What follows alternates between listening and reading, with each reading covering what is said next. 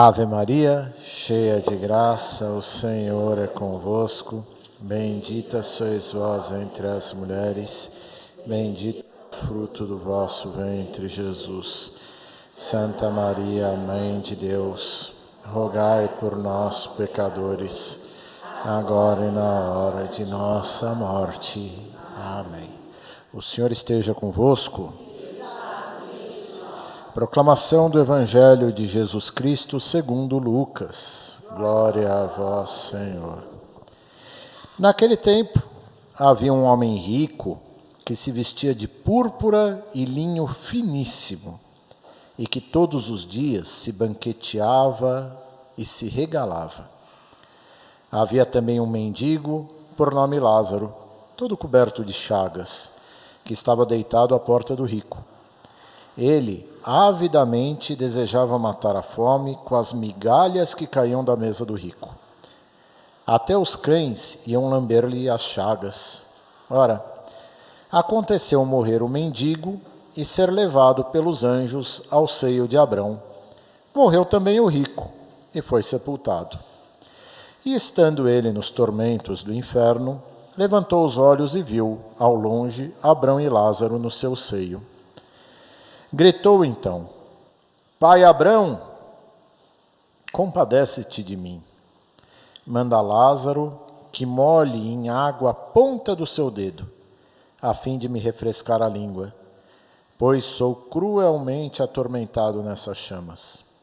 Abrão, porém, replicou: Filho, lembra-te que recebestes teus bens em vida, mas Lázaro os males. Por isso que ele agora está aqui, é consolado, mas tu está em tormento. Além de tudo, há entre nós e vós um grande abismo, de maneira que os que querem passar aqui para vós não podem, nem os de lá passam para cá.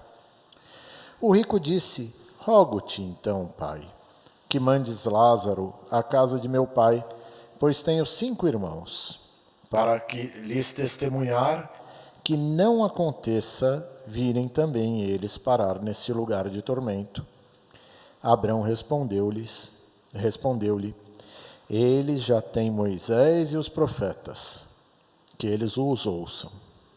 O rico replicou: Não, pai Abrão, mas se for a ele algum dos mortos, arrepender-se-ão. Abrão respondeu-lhe: Se não ouvirem a Moisés e aos profetas, tampouco se deixarão convencer, ainda que ressuscite algum dos mortos. Palavra da salvação. Glória a vós, Senhor. Esse é o Evangelho de hoje. É o Evangelho em que se reza em todas as missas do rito latino. É o Evangelho que o Santo Padre, o Papa, rezou quando rezou a sua missa hoje de manhã no Vaticano.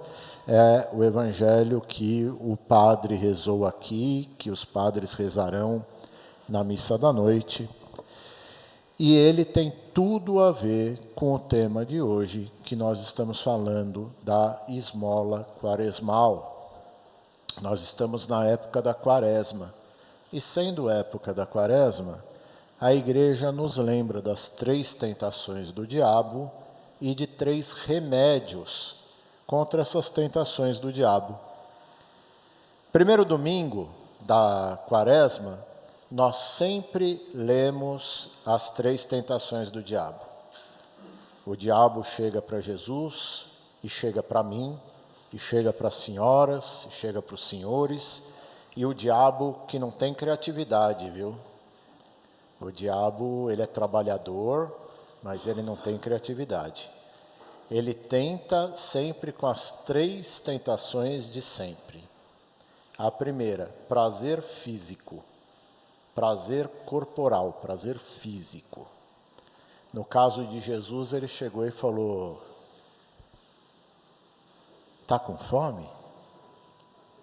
se és o Filho de Deus, transforma essas pedras em pão. Ai, que delícia, aquele pão quentinho, crocante, cheiroso. Vai, transforma em pão. É a tentação do prazer físico. Jesus Cristo rebate. Não é só de pão que vive o homem. Muito obrigado, filha. Deu de beber a quem tem sede. Ó, gente falando de esmola, muito obrigado. Não é só de pão que vive o homem não tem só corpo, o homem tem alma, então não é só de pão que a gente tem que se preocupar. Não temos que se preocupar somente em satisfazer o corpo, temos que nos preocupar em satisfazer a alma. Jesus Cristo já rebate o diabo nisso. Mas a tentação do prazer físico, do prazer corporal, podia ser de outra forma. E para cada um de nós, o diabo tenta de uma forma diferente. Pode ser que para alguns aqui o diabo tente com comida. Pode ser que para alguns de nós o diabo tente com bebida. Pode ser que para alguns de nós o diabo tente com droga, cigarro, pornografia, coisas que dão prazer ao corpo. O diabo, ele vai tentar com prazer corporal. Contra o prazer corporal, a Quaresma vem me dar a ideia de um remédio, que é o jejum. O jejum é justamente para que eu possa treinar o meu corpo contra a tentação do prazer corporal. E como é que eu vou fazer o jejum? Eu vou fazer o jejum aonde o calo aperta. Então, digamos, por exemplo, que as senhoras adoram comer doce. Até o microfone cantou de alegria. As senhoras adoram comer doce, daí fazem um sério propósito na Quaresma de não comer carne. Ótimo propósito, mas não está batendo com aquilo que o diabo te tenta. Digamos que a gente esteja viciado no celular, aquela endorfinazinha que dá um prazerzinho no meu cérebro de tanto rodar a tela e ver aquelas piadinhas, receitas e coisas simpáticas que tem no celular. Daí eu faço firme propósito de não beber cerveja. Não tem nada a ver uma coisa com a outra. A gente tem que fazer o nosso jejum aonde o calo aperta. Por quê?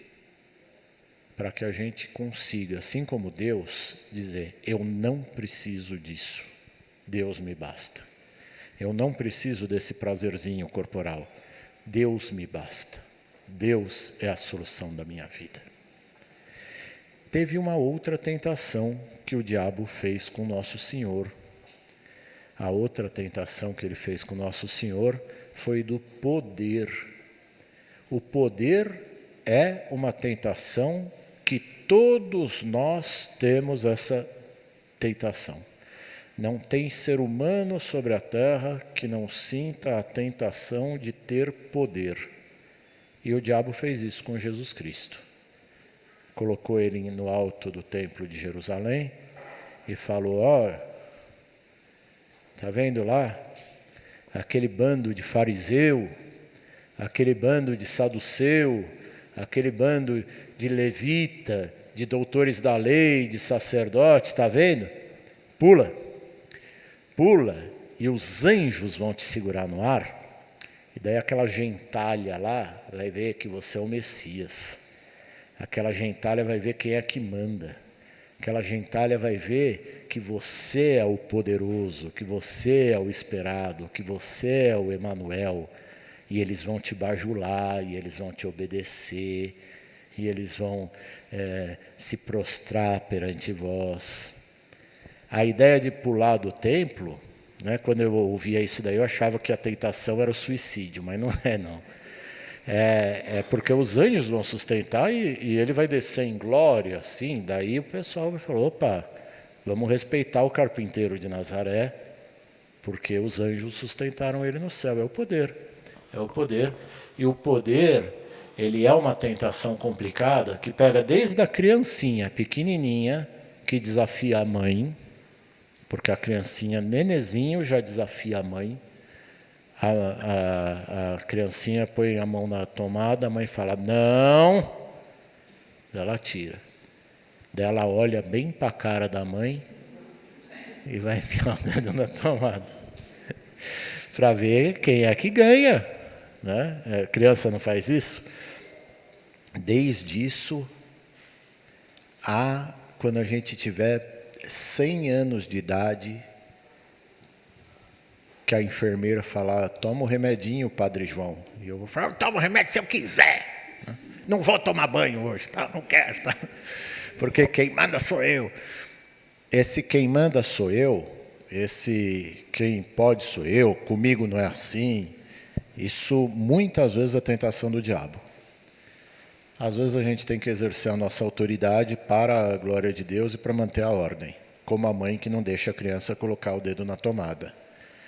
Mas muitas vezes nós exercemos a autoridade por tentação do diabo. Esse querer mostrar o poder. Né? Contra essa tentação, a Quaresma nos fala da oração. Por que a oração? O que tem a ver a oração com a tentação do poder? Porque quando eu rezo, eu entendo que eu não mando nada na minha vida. Que quem manda na minha vida é Deus. Que eu não opto nada na minha vida. Eu faço a minha parte. Mas quem decide é Deus. Há um tempo atrás, eu já era padre, estava indo para a faculdade. E a empregada, que me via todo dia indo para a faculdade, perguntou, padre, o senhor vai para a faculdade? E eu brinquei com ela, vou se Deus quiser. Se Deus não quiser, eu não vou. Brincadeira, né? Daí saí, pisei num buraco, torci a perna, fui para o hospital. Tinha quebrado o joelho. Então a gente não manda nada na nossa vida. A gente não manda nem se a gente vai na faculdade ou se não vai. Deus é que sabe da nossa vida. Naquele dia eu não fui na faculdade, fui para o hospital. O que você vai fazer depois que sair do grupo de oração da Nossa Senhora do Brasil? Eu vou tomar café na Cristalo. Vai tomar café na Cristalo se Deus quiser. Se Deus não quiser, a Cristalo está fechada. Eu vou não sei o quê. Vai não sei o quê se Deus quiser. Se cair uma chuva, a gente não vai em lugar nenhum. Então, a gente reza para entender que nós não temos poder, que nós fazemos a nossa parte. Mas quem manda na nossa vida é Deus, pronto e acabou. E daí vem o tema da palestra de hoje. O tema da palestra de hoje vai ser contra a terceira tentação do diabo.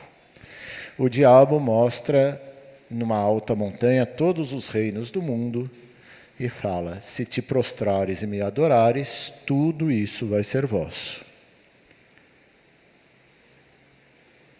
Tudo isso vai ser vosso. É a tentação do ter. E por que para nós é tão importante ter? Por que nós queremos ter alguma coisa? Nós queremos ter alguma coisa porque a gente se sente mais seguro quando temos alguma coisa.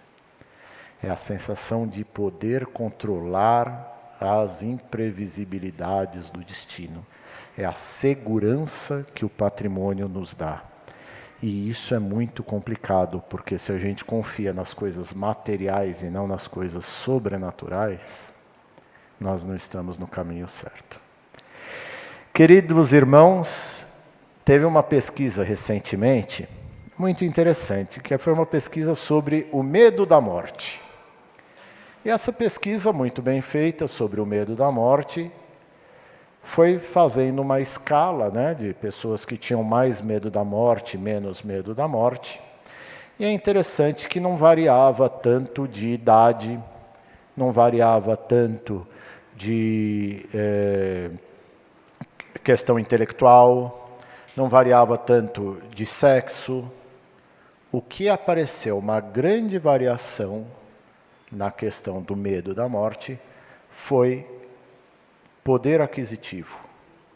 E por incrível que pareça, nessa pesquisa, os mais ricos, sem importar qual é o grau de escolaridade, têm muito mais medo da morte do que os mais pobres.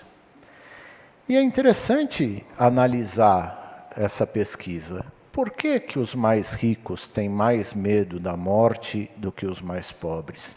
A primeira resposta que nós podemos dar vai ser uma resposta meio chutada. Nós vamos dizer o seguinte, é muito simples. O rico vive bem, o pobre vive mal, o rico gosta de viver, o pobre tanto faz, porque o rico vive com muito mais conforto do que o pobre. Mas essa resposta é uma resposta muito superficial e muito rasa.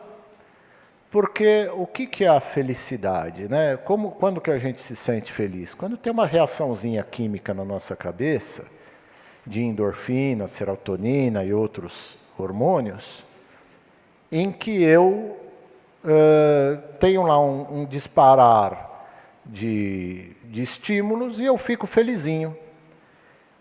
Eu posso ficar felizinho tomando um champanhe em Mônaco, e eu posso ficar felizinho comendo uma mexerica embaixo de uma árvore. Não posso? Eu posso ficar louco da vida porque fui assaltado no Champs-Élysées, e posso ficar louco da vida porque fui assaltado na linha vermelha do metrô, sentido Zona Leste. Então, o fato de ter felicidade e ter tristeza não é exclusividade do pobre e do rico. O pobre tem muitas felicidades e tem muitas tristezas. O rico tem muitas felicidades e tem muitas tristezas. Ninguém é privado de ter felicidade e ninguém é privado de ter tristezas. Então, por que o rico tem mais medo da morte do que o pobre? Porque o rico, e talvez seja por isso que o rico é rico, o rico foi educado desde pequenininho com a seguinte mentalidade: se ele tiver bens materiais, ele vai estar seguro e tranquilo. Ele foi educado assim. Ele foi criado assim. Os exemplos que ele tinha na sua infância, na sua adolescência, foram esses.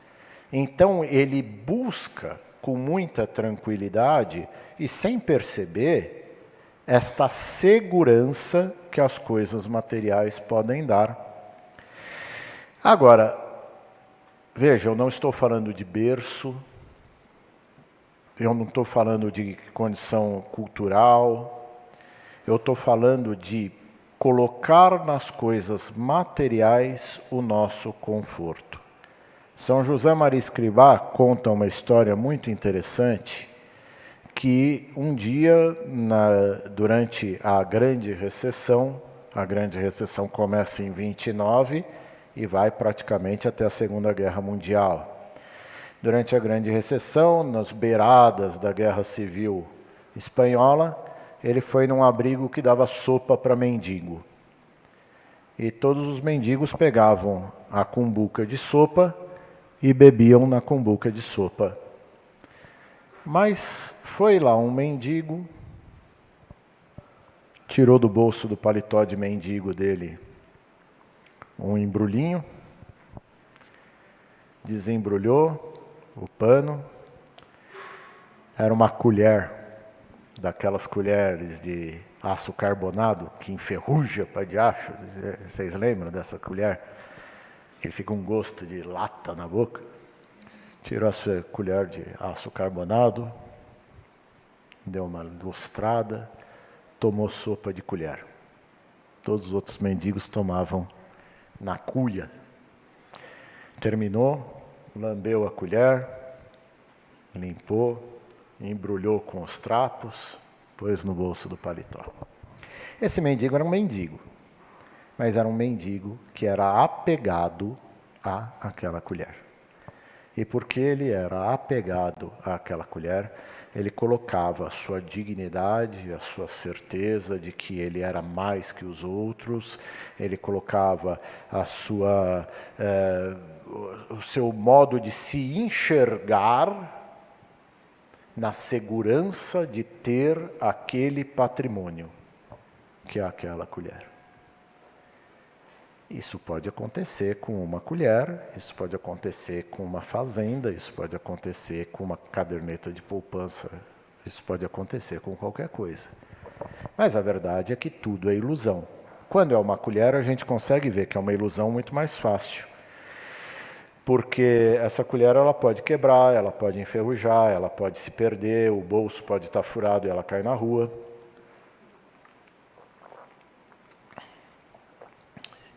E ele vai perder essa colher, hora mais, hora menos, e nós que olhamos de fora falamos, que tolo, porque ele coloca a sua confiança em algo tão pequeno e tão bobo. Mas vamos tentar enxergar com os olhos de Deus, né? É nos olhos de Deus que criou todo o céu e toda a terra, todas as estrelas e todos os cometas, o sujeito que possui barras de ouro ou uma colher de aço carbonado são igualmente pobres, perto de Deus, porque tudo se pode perder. E eu estou olhando aqui para o rosto dos senhores e das senhoras, e eu posso dizer que pelo menos 50% dos que estão aqui presentes passou por plano Bresser, plano Verão, plano Collor, plano...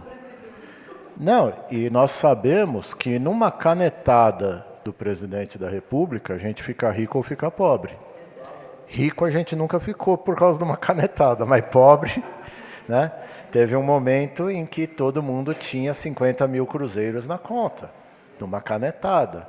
E daí? E daí que a nossa segurança está onde? A nossa segurança está nos bens materiais ou a nossa segurança está em Deus? Daí vem a leitura de hoje. A leitura de hoje que nos faz refletir um pouquinho por que aquele rico ele vai passar pelos tormentos no fim da vida. Ele não vai passar pelos tormentos no fim da vida porque ele é rico e o outro é pobre. Porque tem rico que é santo, tem rico que faz bondades excepcionais. E tem pobre que é da colher. Obrigado. O problema não é a condição financeira de um ou do outro. O problema é o apego exagerado que um tinha e o outro não tinha. O dinheiro ele é bom? O dinheiro é maravilhoso. O dinheiro é muito bom? Nossa, com o dinheiro a gente faz coisas excepcionais. Santa Teresa de Ávila, a grande Santa Teresa de Ávila, uma mulher de uma sobriedade de vida impecável, ela dizia: Teresa sem Deus não é nada, Teresa com Deus é tudo, Teresa com Deus e dinheiro ainda, ninguém segura. Então, claro, o dinheiro ele é um meio, mas o dinheiro ele é meio. O dinheiro ele não pode ser fim. E todo mundo conhece, cada um conhece aqui pelo menos uns 5, e diferentes, porque isso é muito comum, aquele caboclo que usa camisa puída, calça furada, a meia é mais velha do que o uísque que ele bebe, e ele tem uma caderneta de poupança impressionante. Vocês já ouviram a história do pão duro, né? O pão duro ele era um mendigo que tinha no início do século XX no Rio de Janeiro, e o pão duro ia no centro do Rio de Janeiro pedir dinheiro, e ele falava: tem um pão duro, tem um pão duro, tem um pão duro. E o pão duro um dia morreu. E daí, né, sentiram falta do pão duro e tal. Quando foram ver, o pão duro tinha umas 10 casas de aluguel. Ele tinha dinheiro, mas o pão duro, por isso esse termo, pão duro, né? Porque o pão duro ele tinha dinheiro, mas o pão duro ele era escravo do dinheiro. Então ele tinha dinheiro, mas a segurança do pão duro estava no seu dinheiro. Então o pão duro ele tinha dinheiro, mas ele não queria gastar o seu dinheiro. Todo mundo conhece um monte de gente assim, né? Que toma sopa de fubá e é o maior acionista do banco. Por quê? Por que que o sujeito faz isso? O sujeito não faz isso por burrice, o sujeito não faz isso por maldade. O sujeito faz isso porque ele coloca a sua segurança naquilo que não lhe dá segurança. Ele coloca a sua certeza de que ele vai alcançar paz naquilo que não pode lhe dar paz. E daí ele abre o extrato bancário, vê o valor e respira aliviado. E fala, posso descansar. Como diz uma outra parábola, né, do homem que destrói seus celeiros e constrói grandes celeiros. E fala, agora sim, agora eu posso descansar. Não pode porque a nossa proteção está no nome do Senhor que fez o céu e a terra. A nossa proteção não está no Bamerindos, que o tempo passa, o tempo voa, e o Bamerindos faliu. A poupança Bamerindos não continuou numa boa. Por quê? Porque essas coisas passam. Então a nossa segurança está no nome do Senhor. E daí que vem a Quaresma e vem me falar, olha, você vai colocar sua segurança no que você tem de material, você vai cair do cavalo.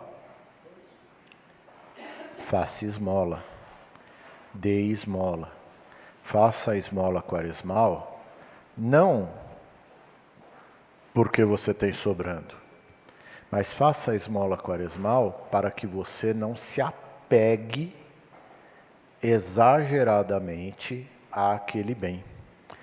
E daí conta aqui a história de um homem rico, que não tem nome.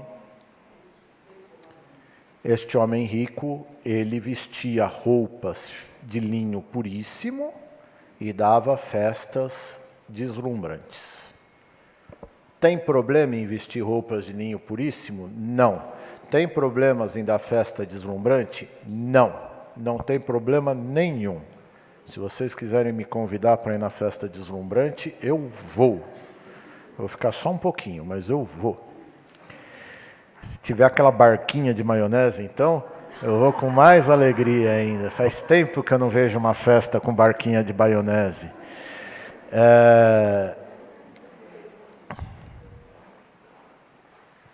Qual é o problema desse rico? O problema desse rico é que tinha... Obrigado, filhinha. O problema desse rico é que tinha um pobre na porta da casa dele, e esse daí tem nome, chamado Lázaro, e ele conhecia o Lázaro. Ele tanto conhecia o Lázaro que quando ele vê, durante os tormentos, Lázaro no seio de Abrão, ele fala pelo nome. Pai Abrão, pede que o Lázaro molhe o seu dedo e venha refrescar minha língua. Ele conhecia o Lázaro. Ele sabia quem que era o Lázaro. E não é que ele fosse ruim com o Lázaro, dentro da sua mentalidade. Porque o Lázaro ele ficava na porta do rico e pegava as migalhas que caíam do banquete. Então ele nunca negou as migalhas do banquete para o Lázaro. Ele dava as migalhas do banquete para o Lázaro. Agora, esse rico, ele se prejudica justamente por quê? Porque ele era tão apegado ao seu status social, ele era tão apegado à sua autoaparência, ele era tão apegado à sua situação, que ele não conseguia dar para o Lázaro o que o Lázaro precisava. Ele dava para o Lázaro aquilo que ele não precisava. O Lázaro, ele não precisava só de comida. O Lázaro era coberto de chagas e feridas. E quem cuidava do Lázaro era o próprio Deus que mandava os cachorros lamberem suas feridas. E aquele homem tinha linho finíssimo e ele não cobria as feridas do outro. Aquele homem tinha condições, mas ele, vendo o Lázaro ao lado da porta da casa dele, e não é nem por maldade, hein? Eu não acho que é maldade. Eu acho que ele simplesmente não conseguia ver além daquilo que era o óbvio. ele não conseguia ajudar o Lázaro. Ele não conseguia ajudar o Lázaro porque ele era cego dentro do seu apego exagerado a seu status social, suas roupas, suas festas, sua comida. E se você perguntasse para esse sujeito se ele era um homem bom, ele ia falar: sou muito bom. Todo dia, quando eu passo na frente do Lázaro, eu cumprimento ele e dou as migalhas que caem da minha mesa. E na cabeça dele está tudo jóia. Mas ele não soube aproveitar o dom que Deus deu para ele. Ele teve um dom e ele não soube aproveitar o dom que Deus deu para ele. E essa que é a beleza da mensagem de Jesus Cristo. Porque o bom Deus não nos fez todos iguais. O bom Deus nos fez todos diferentes. E o fato de nós sermos todos diferentes obriga a quem tem mais a ajudar a quem tem menos. Então, tinha aqui uma senhora que sentava, ela tinha até um apoinho, ela não veio hoje? Ah, mas tá mais nova. Então, a senhora que ficou mais nova, antes da senhora ficar mais nova, se tivesse que carregar aqui uma coisa pesada, é justo que eu e ela carregássemos o mesmo peso? Não é justo. Eu tenho mais condição de carregar mais peso, então eu tenho que carregar mais peso do que ela. Isso antes dela rejuvenescer. Agora a gente pode carregar igual.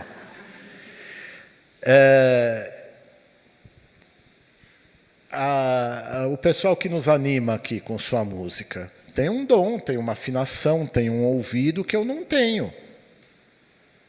Quando eu ia na missa e tinha que bater palma, eu não sei bater palma. Então eu ficava olhando alguém que sabe. E daí a pessoa batia palma, eu batia palma não no ritmo da música, eu batia palma imitando o cara que tem noção. Porque tem gente que tem ouvido e tem gente que não tem. É justo, então, que a pessoa que tem ouvido, tem o dom, se negue a cantar e falar: vai lá, Padre João, canta o Senhor? Não é justo, porque alguns têm mais dom, outros têm menos dom. Alguns têm mais força, outros têm menos força. Alguns têm mais inteligência, outros têm menos inteligência. E Deus nos fez assim para quem tem mais ajude quem tem menos. E daí que vem essa parábola seguindo outra parábola. Essa parábola é de Lucas 16, mas tem uma outra em Lucas 16 que começa contando a história de um sujeito que era administrador. Só que ele era um péssimo administrador, porque ele roubava o patrão. E daí, quando ele percebeu que o patrão ia demiti-lo, ele chamou um e falou: vem cá, quanto que você deve para o meu patrão? Eu estou devendo 80 barris de azeite para ele. Então, vamos escrever que você deve 50, hein? Beleza, te livrei de 30. Que chapa seu. E você, deve quanto trigo para o meu patrão? Eu devo 20 sacos de trigo para o seu patrão. Eu vou pôr aqui que você só deve 10, hein, cara? Economizou 10 aqui, é meu chapa, hein? Não esquece de mim. Tá. Por quê? Porque ele está administrando uma coisa que não é dele. Mas ele está usando aquilo que não é dele para ajudar o outro que deve. Eu não sou administrador da minha saúde? Claro que eu sou. Eu não sou administrador da minha inteligência? Claro que eu sou. Só sou administrador.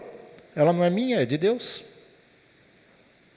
Eu não sou administrador dos dons que eu tenho, qualquer que sejam os dons que eu tenho. Eu sou um mero administrador. Deus é o proprietário. E Deus tira a hora que Ele te quiser tirar.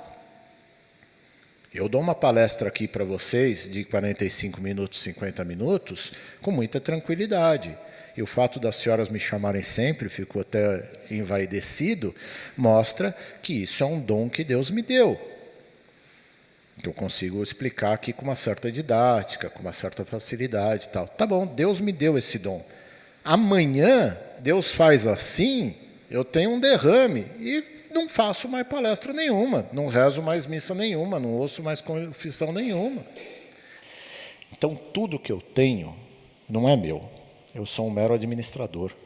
Tudo que eu tenho é de Deus. Ele dá e Ele tira a hora que Ele quer. Então, enquanto eu tenho que usar aquilo lá para fazer o bem. Daí vem o rico que dava festas maravilhosas com suas roupas de linho finíssimo. Ele tem que parar de usar o seu linho finíssimo? Não, ele não tem que parar de usar o seu linho finíssimo. Ele pode usar o seu linho finíssimo tranquilamente. Ele tem que parar de dar festas maravilhosas? Não, ele não tem que parar de dar festas maravilhosas. Ele pode dar as suas festas maravilhosas tranquilamente, inclusive com barquinha de maionese. Mas, se ele tem condições, ele tem que ajudar aquele que precisa da sua ajuda. Para o bem de quem recebe, não. Para o bem dele. Nem toda a esmola que a gente dá ajuda quem recebe. Tem esmola que nós damos que às vezes prejudica quem recebe. Tem esmola que prejudica quem recebe. O sujeito começa a ficar preguiçoso. Luiz Gonzaga dizia, o rei do Baião, não o santo, o rei do Baião tinha uma música que ele dizia, ele escreve essa música para o Juscelino Kubitschek. E ele fala, meu senhor dar esmola para o homem que é são, ou lhe mata de vergonha, ou vicia o cidadão. Então, um homem saudável que recebe esmola, ou morre de vergonha, porque está recebendo a esmola, mas não tem outra solução, ou fica viciado, fica preguiçoso, e daí não trabalha. Então, a esmola ela não vai fazer bem sempre para quem recebe, mas a esmola vai fazer sempre bem para quem dá. E que esmola que a gente vai dar? A migalha que cai da nossa mesa? Não. A esmola que a gente tem que dar não tem que ser a migalha que cai da nossa mesa. A esmola quaresmal tem que ser uma esmola que me tire do meu apego exagerado àquilo que me dá segurança. Eu posso estar extremamente apegado a alguma bobagem que me dá segurança e, por causa deste apego, eu não estou me preparando para ir para o céu. E é por isso que, muitas vezes, quem muito tem, muito teme a morte. Porque a pessoa está tão apegada, o problema não é ter, o problema é o apego. Que ela não está se preparando para ir para o céu. Há muitos anos, eu, antes de ser padre, eu era advogado. Mas já confessei. Então já não tenho mais esse pecado. E eu me lembro de um divórcio, eu ainda era estagiário. Foi um divórcio que teve lá no escritório que eu trabalhava como estagiário. Era um divórcio grande, duas pessoas que tinham muito dinheiro, tinham uma vida muito confortável, e daí, na divisão dos bens, foi indo tudo muito bem. A mulher ficou com o apartamento de Moema, ele ficou com o apartamento de Santana, a mulher ficou com o Vectra, vem que já faz um certo tempo, né? Ele ficou com o Monza, ela ficou com a casa de Campos do Jordão, ele ficou com o apartamento do Guarujá. E assim foi indo um divórcio de classe média alta, com muita tranquilidade, até o momento em que a mulher falou, eu quero o canário. Que era um canário premiado. O cara adorava aquele canário. Ele era louco pelo canário. Ele não queria saber do apartamento de Santana, ele não queria saber do Vectra, ele não queria saber da casa de Campos do Jordão, mas o canário, ele não conseguia se desapegar do canário. E daí parou tudo. E ela, né, que não é boba também, ela sabia que o negócio ia parar no canário, né? E aí, né, dizem que a gente conhece os filhos na velhice, e a gente conhece os irmãos na partilha. Quem aqui não tem um caso horroroso de partilha na família, quando morre vovó, morre titia, morre mamãe, e a gente briga por uma cristaleira, e daí chega na cristaleira, e na cristaleira para tudo. Por quê? Porque a gente se apega. A gente se apega, e aquilo lá que a gente se apegou começa a nos fazer mal em vez de nos fazer bem. E daí vem a esmola quaresmal. A esmola quaresmal, meu querido irmão, minha querida irmã, é para te ajudar a ser desapegado das coisas materiais.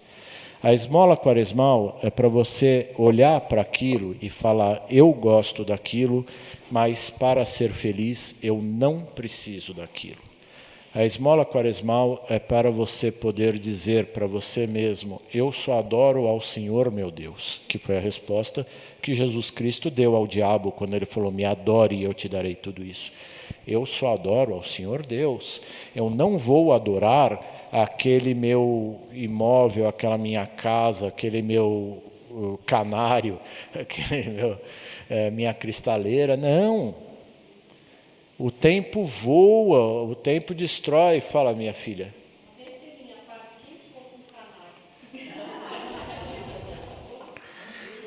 Este canário abençoado por Deus impediu que houvesse o divórcio.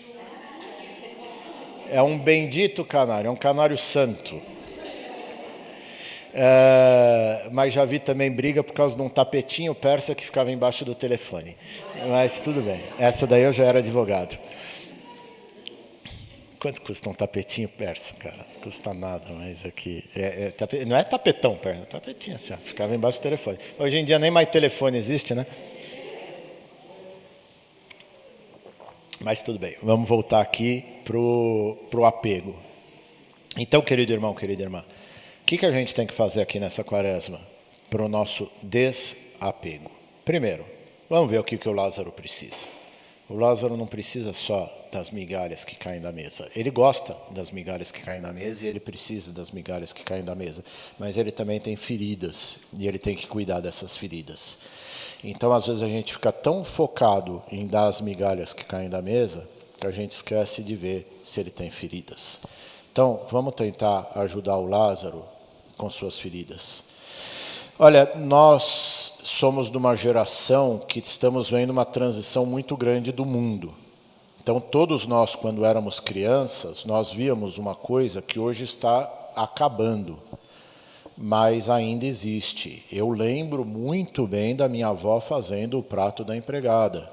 Eu lembro perfeitamente, dona Ciclana, traga o prato aqui que eu vou fazer. Daí põe uma montanha de arroz, uma montanha de feijão e um bufinho desse tamanho. Coitada da empregada, comia um pedacinho assim de bife. E ontem eu ouvi uma história muito interessante que uma família, também muito bem e tal, a tia brigando com o sobrinho porque a vovó compra filé mignon. E quem come são os empregados, onde já se viu, a vovó compra filé mignon, a vovó está gastando todo o dinheiro, porque ela compra filé mignon, é o nosso dinheiro. Sendo que, assim, tudo bem, filé mignon é caro, mas o patinho também está uma fortuna, né? Então, tanto faz hoje em dia. Por quê? Porque é um apego, não é o problema, não é o dinheiro, hein? Essa senhora aí que brigou com o sobrinho, possivelmente, sem problema nenhum, colocaria R$100 numa caixinha de esmola. Não é uma pessoa ruim, mas é aquele medo de ficar sem, é aquele medo de perder, é aquele medo de precisar e não ter. Mais do que faltar, é aquele... A senhora chegou a ver parente que guardava um vidro de maionese cheio de parafuso velho? Então, não precisamos nos denunciar, mas... quando eu falei, eu acho que todo mundo falou eu tenho, né? Ai, quem guarda tem. E quem não guarda também tem. Vai no supermercado e compra um pacote de parafuso novinho em folha. É que a gente tem essas seguranças, essas coisas meio perigosas para a nossa alma, de se apegar exageradamente às coisas que a gente vê aquilo como a solução da lavoura, como a nossa fortaleza. E não é, gente. É Deus. E a gente só precisa de Deus. O resto a gente vai atrás. Tendo Deus, a gente vai atrás. E eu acho muito bonito quem consegue ser desapegado nesse sentido. Eu acho muito... aqui eu não estou querendo fazer graça, porque eu fui educado desse jeito, de guardar parafuso. E às vezes é difícil não guardar o parafuso.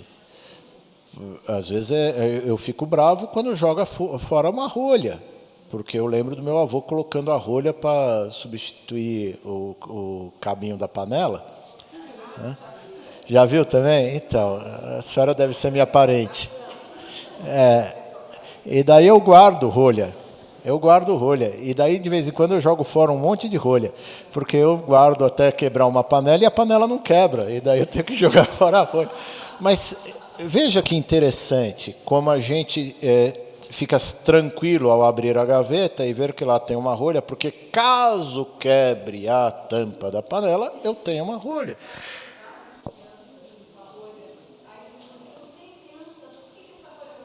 Exato. Por que eu guardo a rolha? Por que eu guardo o ferro de passar quebrado? Por que eu guardo... Por que eu guardo aquele meu paletó da Lacoste, que está aqui, ó?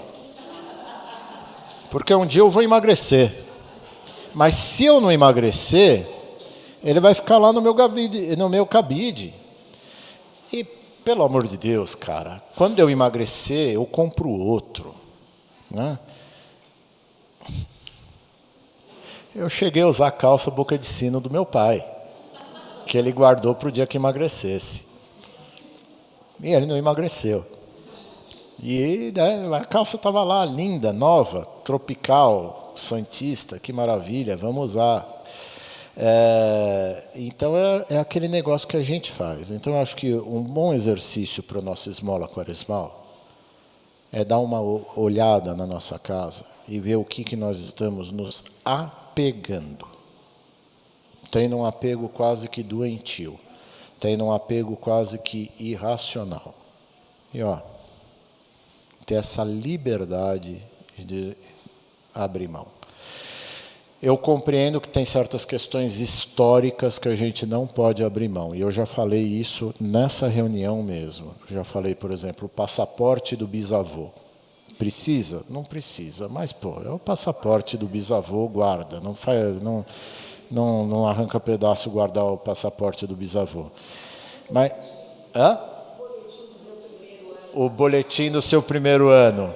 Depende. Se era só nota azul, a senhora guarda. Se era nota vermelha, a senhora joga fora. Mas são os apegos que a gente tem com roupa, são os apegos que a gente tem com eletrodoméstico, são os apegos que a gente tem... Poxa, e tem gente que precisa. E até mesmo o dinheiro. O dinheiro, ele é um bem fungível, né? Ou seja, você não se apega a um dinheiro. Eu sou doido por aquela nota, não. Mas o dinheiro a gente se apega de uma forma muitas vezes doentia. A gente tem tanto medo daquilo lá faltar que a gente fica meio escravo daquilo. Então a Quaresma nos pede a esmola justamente para que eu saiba abrir mão. Então o que a gente tem que fazer na Quaresma? Temos que fazer um plano de jejum. E isso todo mundo faz. Então nessa Quaresma eu não vou comer barquinha de maionese. Tem que fazer um plano de oração. Nessa Quaresma eu vou rezar mais. E oração própria de Quaresma? Via sacra. Está na dúvida que oração você vai fazer a mais? Via sacra. Aqui tem via sacra às sextas-feiras? Então, na minha paróquia também. Via sacra às sextas-feiras. E um plano de esmola. Vamos fazer um plano de esmola. Então, eu, por exemplo, na Quaresma, já há muitos anos, eu faço isso. Tem algumas coisas que eu não como e nem bebo na Quaresma, por tradição, e tem outras que eu mudo de um ano para o outro, quando eu vejo que eu estou muito apegado. Então, ano passado eu fiquei sem tomar café. Desesperador. Chegou na Semana Santa, eu tomei, porque ou eu trabalhava ou eu fazia, né? Daí eu precisava tomar café para conseguir atender confissão, tudo. Mas o dinheiro que eu vou economizar com esse meu jejum, eu não vou manter em mim, né? Vamos dar. Para quem que a gente vai dar? Dá para uma associação benemerente, dá para uma instituição forte. Toma cuidado para não querer matar ninguém, né? Porque se você pegar R$200 e der para um sujeito que é usuário de crack, você condenou ele à morte, porque ele vai comprar crack até morrer. E assim, não é modo de dizer. Ele vai comprar crack até morrer mesmo. Então tem que tomar cuidado também com quem, né, para quem que a gente dá a nossa esmola. Mas vocês todos conhecem instituições sérias, instituições grandes, instituições lídimas, que podem receber as roupas, podem receber doação material, pode receber eletrodomésticos, cesta básica. A paróquia me ajuda muito com cesta básica. Esta paróquia me ajuda a minha paróquia com cesta básica.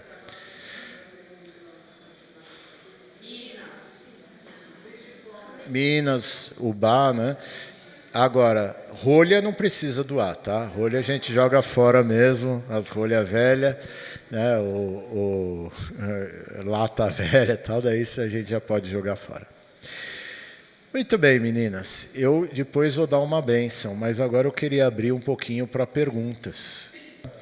Ela falou, às vezes eu vejo alguém limpando o armário, e daí vai limpar o armário, vê lá coisa rasgada, coisa manchada, coisa poída, coisa fora de moda, e quer dar isso. Devo alertar a pessoa? Não, deixa ela dar. Deixa ela dar, mas também estimula a dar um pouco mais, dar coisas boas, coisas que não estão manchadas, não estão rasgadas, não estão poídas, né? Nós que somos de paróquia, nós sabemos que aparecem umas coisas assim que roupa suja, né, lençol sujo, é uma pouca vergonha, mas tudo bem, é melhor do que, né, a pessoa jogar tudo fora. Que mais, gente? Ninguém vai me perguntar sobre se tem que fazer jejum no domingo?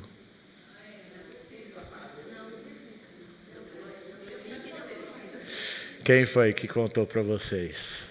Não precisa, não precisa, não precisa. Eu sempre ensinei errado, daí eu fui dar uma estudada e realmente o domingo, o Código de Direito Canônico, ele diz que o domingo não deve perder a sua alegria própria de domingo. Então, o que eu faço, eu particularmente, João Paulo? As coisas que eu não como na quaresma, eu continuo não comendo no domingo. Mas eu dou uma caprichada em outras coisas para que o domingo seja com a sua alegria típica de dia do Senhor. E daí, quando termina a quaresma, daí a gente corre para a galera, né? Uma vez, há muitos anos atrás, ela está falando aqui dessa ligação das 3 tentações do diabo. Há muitos anos atrás, um padre chegou para mim, ele era membro do Tribunal Eclesiástico de uma outra diocese, não de São Paulo, e daí ele descobriu que o padre ciclano, que inclusive morreu, roubava a paróquia.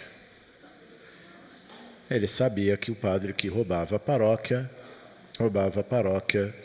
porque ele, depois é só procurar, ele queria gastar com prazer. E porque ele queria gastar com prazer, ele queria ter as melhores paróquias para poder ter poder, para poder ter prazer, para poder ter poder e tal. E daí começa sempre um a misturar com o outro. Agora, eu estou falando de uma coisa errada, mas pode ser uma coisa muito lícita, né? Então eu entro numa pequena firma e daí eu nesta pequena firma eu começo a ter um cargo de gerência. No meu cargo de gerência eu mando em mais pessoas e daí eu vou ter mais dinheiro, e daí eu vou poder comprar uma casa grande, que eu não consigo morar na minha casa, porque eu tenho que estar toda hora no escritório, eu moro na minha sala lá do escritório, porque eu tenho muita atividade, eu tenho muito poder, eu mando em muita gente, e daí aumentar o meu salário.